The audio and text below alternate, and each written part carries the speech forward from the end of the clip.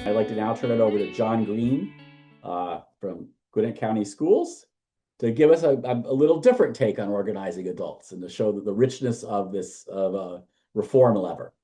John, it's over to you.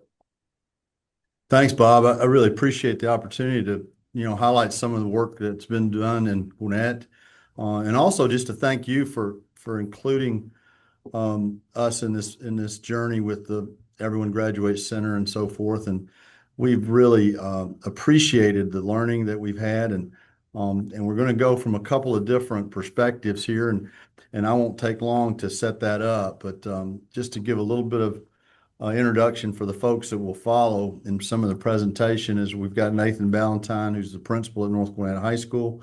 We've got Lindsay Davis, who is the Charge North teacher, and she directs the apprenticeships and internships. And in fact, she organized our juniors networking day to day, which we're all coming out of, which has gone really well. And then we have Tamaya Robb, who's an executive director for CTAE with the district. She'll be able to provide some information from that lens. And we've got a couple of attendees that are on with us too, and they may as well, come in with a question or two or comment in the chat. That's Karen Bryant from the University of Georgia campus in Gwinnett, and then Lauren Dodson, who is with the Gwinnett Technical College campus in economic development. So Nathan is going to run our slides here as I speak through it, and I'll talk a little bit about just how this works in our part of the universe. We have basically a real learner-centered design framework and how we approach things. We go from a developmental perspective in terms of early learning, foundations, exploration, and then ultimately agency. Agency resonated exceptionally well with us, especially as we, viewed the new ABCs of agency, belonging, and connectedness, and we recognize that we really try to have inclusion as sort of that's sort of a foundational element. And what I'm going to do is we're going to cue this up on the next slide. Partnership Gwinnett did this, and in response to our work with the Talent Council and so forth. And so I'm gonna let this video sort of speak for itself. It's about 2 minutes. If you guys can hang in there with us, and then we'll come back right after that.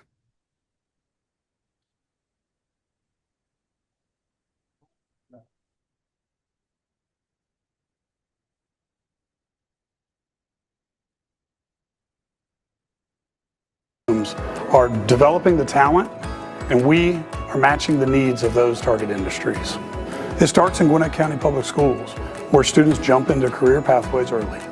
Programs like dual enrollment, continuing education, and technical training put Gwinnetians ahead of the curve. At Gwinnett County Public Schools, we start early, putting students on career pathways that connect their learning to real jobs. From healthcare to technology, we're preparing graduates who are ready to lead on day one. Georgia Gwinnett College bridges education and industry. Our programs are designed with employers in mind so that our graduates can enter the workforce with the skills for today and tomorrow's challenges. At Gwinnett Tech, our vision is simple: teach every individual, serve every business. We make sure students don't just study careers, they practice them right here in our community's fastest growing industries. At the University of Georgia Gwinnett campus, we equip working professionals and graduate students with skills that elevate their careers and strengthen Gwinnett's business ecosystem. Together, our school systems lay the foundation, but talent doesn't grow in a vacuum. It grows when business leaders sit with educators to align skills with opportunity. That's where the Partnership Gwinnett Talent Council comes in. At the Talent Council, businesses have a voice. It's where employers say, here's what we need, and educators respond with action. Together, they're closing skills gaps and creating the workforce of tomorrow. The Workforce Forum and Workforce Summit, they bring everyone together, from booming businesses to local startups, and they share solutions, innovate, and accelerate talent development. The result? A workforce that is not just ready, but is built for Gwinnett's business community. This is how we build talent. This is how we build Gwinnett.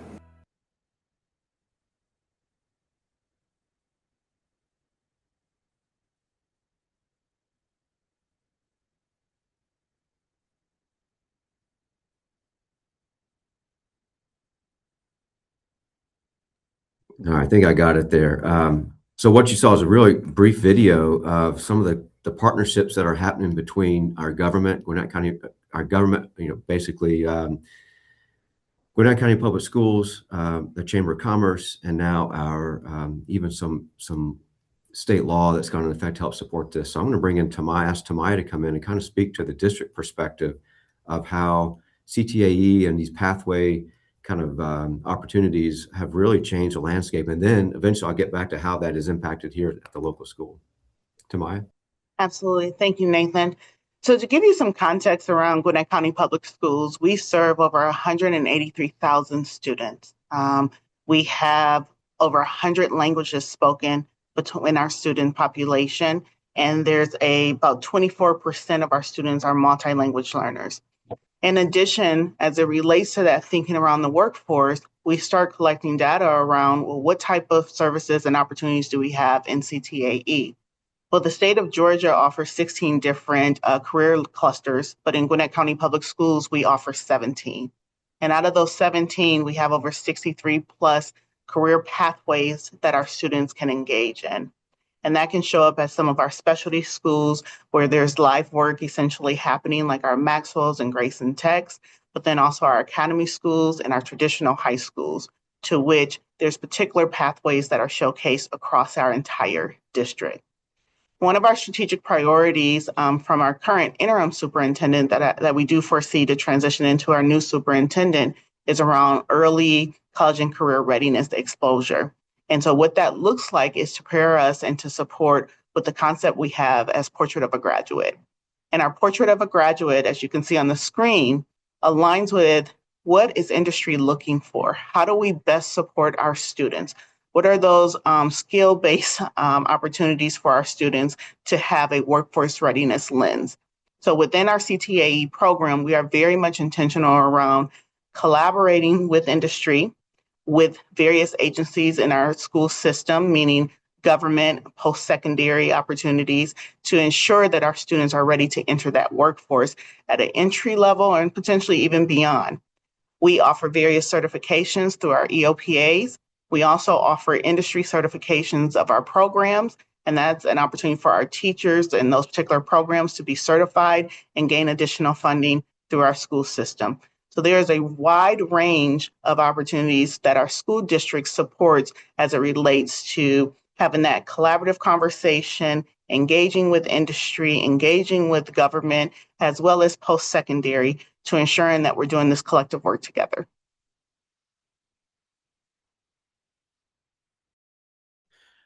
Very good, Tamaya. Thanks so much for the district lens and so forth. And let me just cue this up a little bit in terms of how this looks when you look at a school community and one particular high school. There are, obviously partnerships and collective areas going on all over the district as well as the state.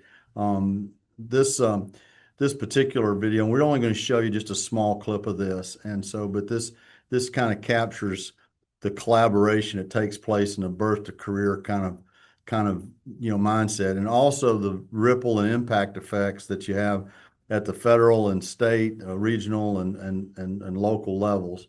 And I'm not going to go into all of these different pictures, but we'll let the kind of the video speak for itself. And so I will mute myself here as Nathan gets this one going.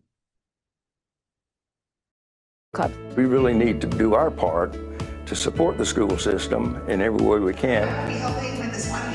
And we as an award-winning youth leadership program, we started several years ago. They're 10th and 11th graders. They meet local leaders in the community. Not only that, they're in charge of creating and doing different projects. It's team building, the friendships are made between the different schools and get to know new people. I think those programs, the root of them are really establishing confidence in high schoolers. It's a victory for that child because they figured out how to be a part of something bigger than them and contributed positively towards it. And I would say the same is true for the program Teachers as Leaders for Teachers. You really spend a lot of time learning about yourself and becoming confident, and maybe your strengths are completely different than the teacher next door to you, but it really teaches you how to build a successful team, build a successful environment for your students. It's certainly a sign of effectiveness to see our clubs and activities and sports be so successful. Raise your hand if you've seen things that look like When this. we think about hiring, sometimes the best folks we can recruit are ones that have been through our system. As I get older, I'm starting to see more and more interest from our alumni who want to come work in our cluster schools. And just most recently, we have a custodian who graduated last year who's come back to work with us and alongside of colleagues that he went to school with. You know, why I wanted to come to this cluster is because I had great teachers in high school and in middle school. Like, I could tell they really cared about me and my success. And so I was like, okay, I want to be that person for other people. It really shows this idea of growing our own. But most importantly, it happened because that student felt a part of our community while they were here. In some club, activity, classroom, a teacher, some staff member made them feel like they belonged here. All right, you ready to have some fun? This 5th grade class is the year I started with my kindergarten. So I've been with them all 6 years. And I think that's what is truly, really special about us. We really grow up together. I feel so confident when I send our kids off to the middle school, and I know when they come back here to walk the halls their senior year, that they've spent this time K through 12 supported and loved and cared for, and they're ready. They're ready to take off. It's good for them to see, you know, the teachers recognizing their old students and the students loving to come back to where they place that raised them. But Ms. Jones, I want that to be us when I go to high school. Like, hopefully.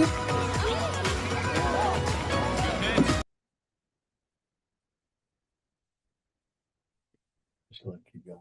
Oh. Yeah.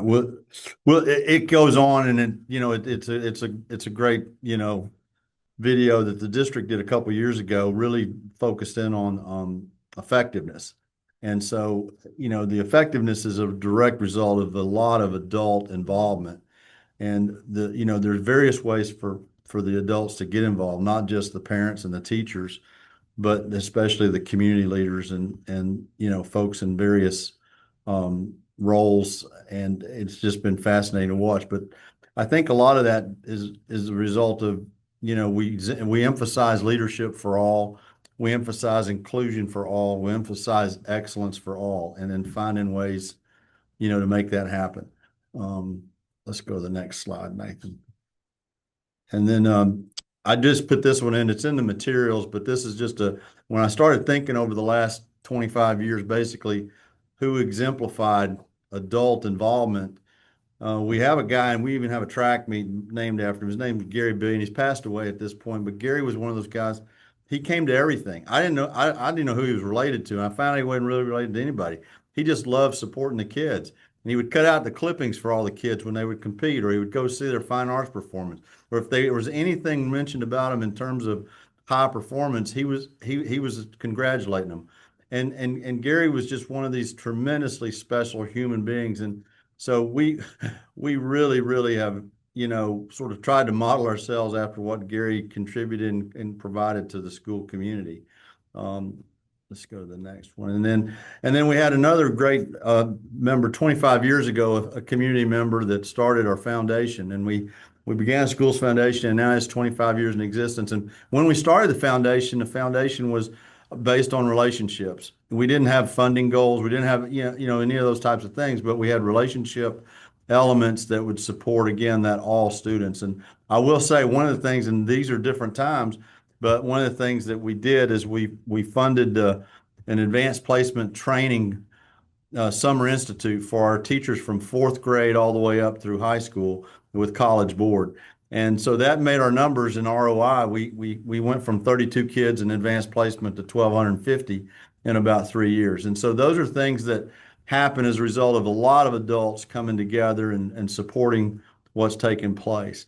As we fast forward, and this is something that we're extremely excited about, and this is real time. And we're going to turn this one over to Lindsay Davis, as she'll speak specifically about some of the work. And Nathan, you may cue it up too, and then but I'm sure we can respond to some questions here in just a couple minutes. We don't have but just a little bit more to go. And but I want to turn this over now to Lindsay and the Charge North program, which is, like I said, we just had an event today, Lindsay. Yes, we did. And so Charge North is a STEM program within our school, a school within a school kind of concept where our students take extra classes. So where most students are only taking 3, our kids will take 4 or 5, and that includes engineering and AP. And we do that by co-teaching, where I am an AP seminar teacher, but I bring in an AP World teacher. He and I co-teach together. So when we're doing the writing, we kind of combine and we go over the basics only once, but then, hey, here's what you do for AP World. Here's what you do for AP Seminar. But then we build after all of those classes. The goal is to get to their senior year, and their senior year is where the students really do have agency. And the idea is to get them into classes where they can explore career pathways, whether that is AP Research, aquaponics, or internship. And that's what I teach. And what we've noticed is that when we get to internship, especially, we have to prepare the students and I've seen various numbers, but anywhere between 2 or 5% of high school students only take internship or have internships. And a lot of that actually ties back to access, where a lot of HR programs will say no, or they're 18. They have to be 18.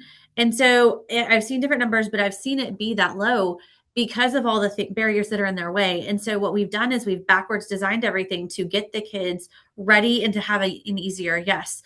Where if we're talking about getting adults in, we bring in speaker series for our 9th and 10th graders, giving them ideas of here are some different career pathways that you can explore. We bring in, we train them on how to do an interview, how to do a resume. We actually even have our kids get on LinkedIn early so that they can build their LinkedIn profile, and they have not just a resume that, anybody can do a bullet list, but here is actively what I'm doing. And we have heard of other students in our cluster actually putting out themselves on LinkedIn, showing a failure trying to build a robot, but then getting a little bit of exposure and actually meeting someone who ended up writing her letter of recommendation to MIT and getting her in that way. And that's insane. And so it gets them ready. And then today, we build kind of the ultimate thing that we do right before we get them into internship is a junior networking event where we bring in 30 to 35 professionals. The students all dress up in their engineering class. They have made businesses where they've been doing different challenges to kind of develop all of them. They get business cards. And so the students come in, they network. There's an open networking time where they can exchange business cards. And then we have lunch and they sit at tables with professionals. And there's a couple of competitions. One is where the business professionals at each table decide who they would hire.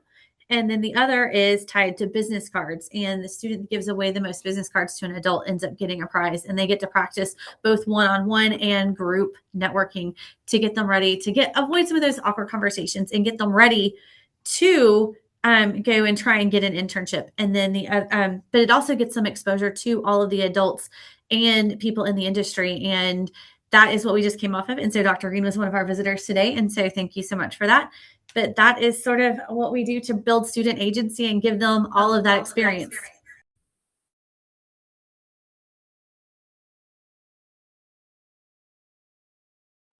Well, thanks, Lindsay. I appreciate it. And I just wanted to, before I close with our last slide, kind of relate this back to Kaz. He said a couple things that were pretty similar to us. And although that our pathways or our work may just be slightly different, the adult issue is what has really been the success. And Kaz, it sounded like you guys dealt with that same thing. I love what you said about you overestimated some folks and you underestimated others. And really that is exactly the experience we had. Some people we thought that could handle this kind of, and even how you titled your presentation, reorganizing, put re in the parentheses, you're reorganizing the adults.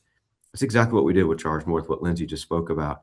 Ultimately to prepare these students for a career workforce that we didn't go through and that we didn't have to go through. And then how do we prepare them for those jobs that we don't even know exist yet? And so when you said that, it struck a chord because the people I thought would be extremely successful in this were not.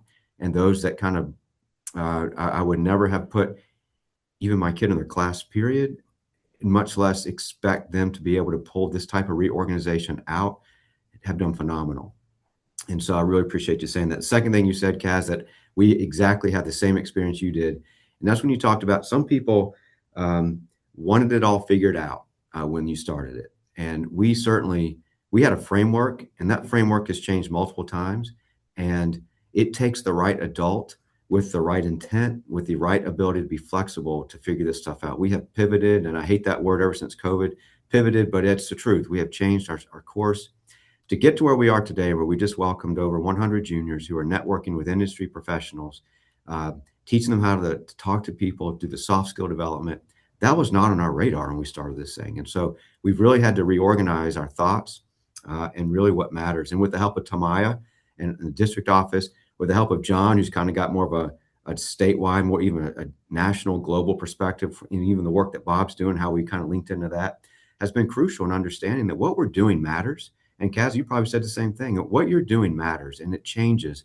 And what we're trying to do is scale up this experience. We're a large school, scale this up for as many students as possible through the help of our partners to get these kids a competitive advantage into a career field they're interested in.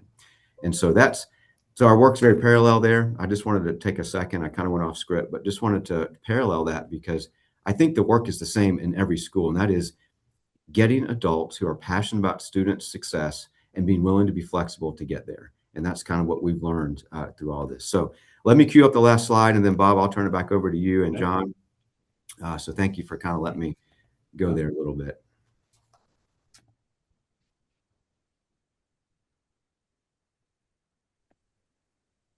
And this is a video kind of outlining our CTA office and how they support our students, which we're trying to get to school-wide. So I'll go ahead and start it here. I want to welcome you to tonight's celebration of Gwinnett County Public Schools Technical and Agricultural Education Student of the Year. We are proud of each student represented here tonight, and we thought it would be most appropriate to pause and acknowledge one of your stories that was quite simply inspirational to us. And tonight, we'd like to rename this award to recognize the lasting legacy of Mr. Tim Hemans, our former College and Career Development Executive Director. We are very pleased to present the first ever Tim Hemans Inspirational Journey Award to Lorelei Seco from Phoenix High School. It's such an honor to win this award that is so rarely handed out, and it makes me so happy to see that I can make a true impact. I want to be a civil rights and constitutional lawyer, and everyone who's disenfranchised, I want to be their voice and be able to make that impact for them. And now for our winners. Our second runner-up is Terry Palmer, Discovery High School. CTAE has prepared me for my future by equipping me with all of the skills that I need to feel confident in those environments. And I'm just really hoping to gain the leadership and experience I need through ROTC or West Point that I can use to hopefully get accepted into the FBI. Our first runner-up, Myra Wu, Paul Duke STEM High School. I want to tell people that CTAE is really about what you put in, being able to take advantage of those opportunities, explore your passions, find what you like. And my CTAE pathway of digital information has helped me really find what all of my passions really align with and hone it into one area. Finally, our Gwinnett County Public Schools Career, Technical, and Agricultural Education 2025-2026 Student of the Year overall winner, Jasmine Osorio Antonio, McClure Health Science High School.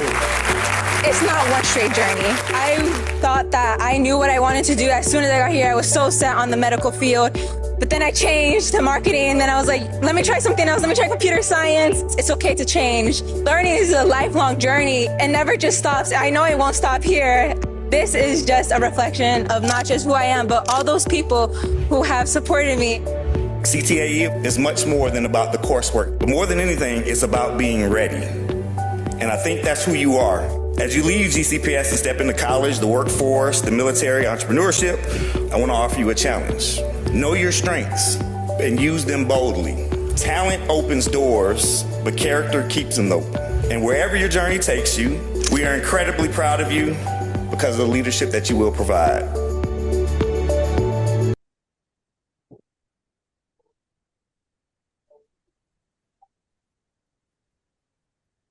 Very good.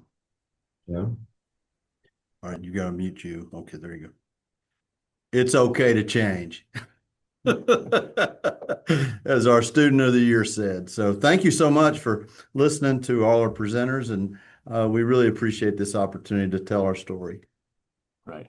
So thank you, John, and the whole Gwinnett team for really sharing with us what it's been as a 25-year journey almost to really create an amazing set of opportunities for your students.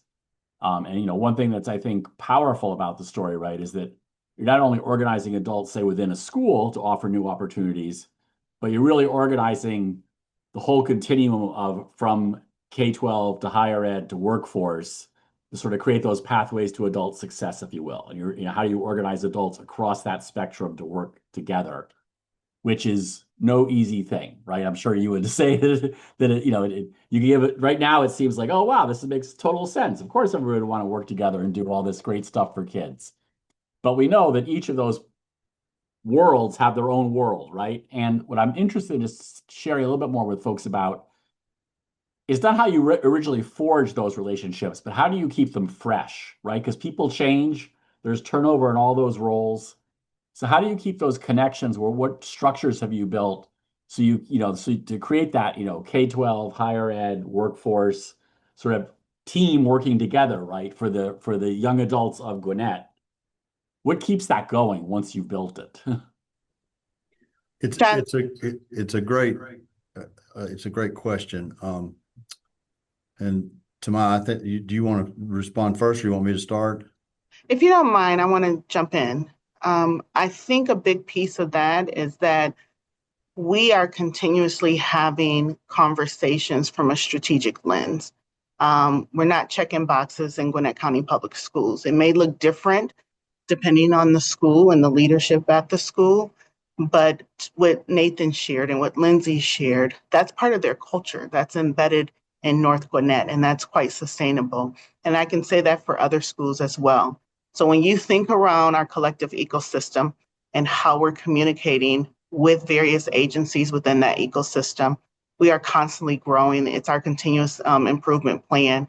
And then from a district lens, our strategic priorities, they align with the work around teaching and learning. And those things are the foundation of who we are and what we do to support our students, be it pre-K, elementary, middle, high school, and even post-secondary. There is a collective response to ensure that we are moving in the right direction. Thanks. John? Yeah. I would just add, and this is it's not a play on words. It truly is intentionality in terms of the aspiration for cultures within the community, especially in a place like Gwinnett, which grew one of the fastest growing places in the country for the last 40 years. And where we approach this in terms of not a world-class system, but a system of world-class schools. And so when you see the 17 municipalities and you see the different parts of the county that are unincorporated, but they all center around the clusters. So those clusters of schools, people know when they move in for the most part till they go through rezoning, and they start to buy into that birth to career developmental mindset, almost like a small town, only in an urban setting. And we've stuck true to that for decades. And people really invest. They invest into their place and their relationships, and you start to see that ripple as we evolve. And now in that way, when you've got new people that come, they want to know, how did this happen, and how can we keep it going? And so it is a responsibility, and we don't take it lightly, and we look and study, and we're always trying to, Sonny Perdue said at the summit the other day for higher education, they had all the folks together, and he said, we're all working on the FIO degree. Figure it out. And so I thought that was pretty appropriate for this conversation. Yeah, thank you. And so I have one more question now for Nathan and Lindsay, more at the school level. Again, like you guys have been immersed in this for quite a while, so there's things you almost casually toss off that are like that that I think others could learn a lot from. So the one thing I think is the scale you're operating on to provide opportunities for students. So you just said we had a networking event for 100 students.